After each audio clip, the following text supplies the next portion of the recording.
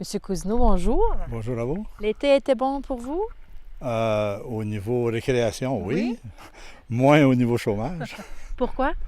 Ben, il faut savoir que la loi, telle qu'elle est appliquée maintenant, c'est d'une manière très sévère, au pied de la lettre de la loi. Donc, les enquêteurs sont assez agressifs, merci. Et les délais s'allongent de plus en plus. C'est absolument impensable qu'ils puissent se passer 4 mois entre une demande de prestation et une décision après une revision. C'est comme impensable que ce gouvernement soit aussi lent à régler les dossiers. Lorsqu'il s'agit de payer, Oui. mais lorsqu'il s'agit de collecter, Oui. aussitôt que vous faites votre déclaration, il coupe votre chèque. Et voilà. Alors vous n'avez pas chômé cet été? C'est le cas de le dire, c'est le cas de le dire, j'ai pas chômé. Et là, Harper fait l'annonce d'une baisse de 15 pour les employeurs concernant les cotisations payées à l'assurance-emploi pour 2015-2016. Si on fait un peu d'historique, c'est déjà il y a 4 ou 5 ans, le patronat avait demandé de payer le même cotisation, le même taux de cotisation que les employés. Ils trouvaient que c'était injuste que l'employeur paye un peu plus. Et demande après demande, ça va toujours rester lettre morte. Maintenant, là, juste à la veille d'une année électorale, c'est sûr que c'est un beau cadeau pour l'électorat. Et ceux qui vont en profiter le plus, ce sont les gros employeurs, en réalité, là, qui ont des masses salariales de 30 millions, 40 millions, 50 millions par année, genre GM, Hydro-Québec, en tout cas, toutes les grosses sociétés. Évidemment, ça représente beaucoup, beaucoup d'argent. Il va y avoir beaucoup, beaucoup moins d'argent dans la caisse.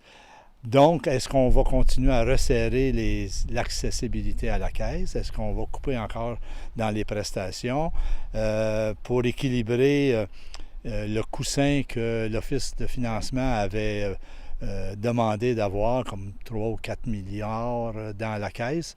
Bon, je ne sais pas où ils vont prendre l'argent, s'il y a 500 millions ou je ne sais pas combien, là, avec ce 15 %-là qui va être réduit. Quand on dit que ça va profiter à 90 % des employeurs, alors imaginons un employeur qui a 3 employés, ça va représenter peut-être là, 30 $ à la fin de l'année, 40 $ à la fin de l'année. Alors c'est absolument ridicule de jouer sur ce pourcentage-là. On devrait plutôt dire que ça va profiter à 100 % des grosses sociétés de 50 employés et plus. Alors, Et en Gaspésie, des 50 employés, il n'y en a pas des tonnes. Là.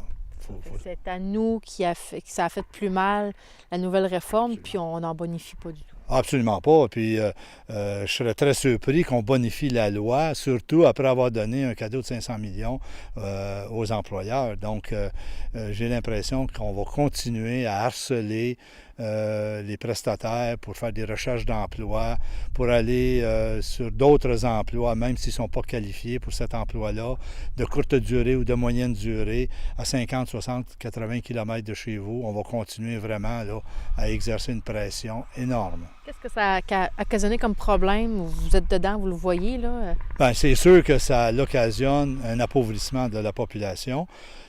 Et cette population-là qui a besoin de l'assurance chômage, c'est une population qui est déjà pas riche. Là. C'est de la classe, même pas la classe moyenne qui gagne 50 000 par année. Là. Quand tu as besoin de l'assurance chômage, tu gagnes 18, 20, 22 000 $ par année avec 2, 3 enfants et les hivers rigoureux qu'on a.